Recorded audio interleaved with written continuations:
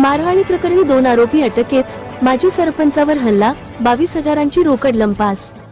शनिशिंगणापूर येथील हॉटेल यश गार्डनचे मालक आणि माजी सरपंच शिवाजीराव शेटे यांच्यावर हल्ला करून 22,000ची रोकड लुटण्यात आल्याप्रकरणी 2 आरोपींना अटक करण्यात आली आहे। ही घटना नुकतीच घडली असून परिसरात खळबळ उडाली आहे।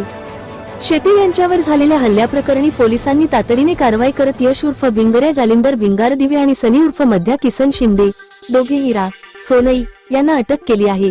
या दोघांनी शेटे यांना मारहाण करत गल्ल्यातील 22,000 रुपये लुटले होते, अशी फिर्याद पोलिसांत दाखल झाली होती।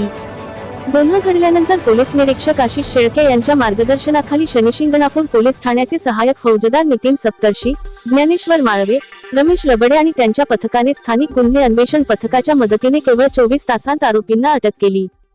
सध्या इतर सहभागी आरोपींचा शोध सुरू असून अटक करण्यात आलेल्या आरोपींना नेवासे न्यायालयात हजर केले असता न्यायालयाने त्यांना 17 मेपर्यंत पोलीस कोठडी सुनावली आहे।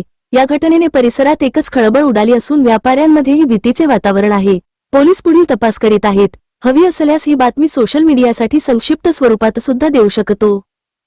राज्यातील आणि देशातील बातम्या पाहण्यासाठी आजच आमच्या महाराष्ट्र न्यूज प्रिन्स या YouTube चॅनलला सबस्क्राइब करा आणि मिळवा नवनवीन अपडेट।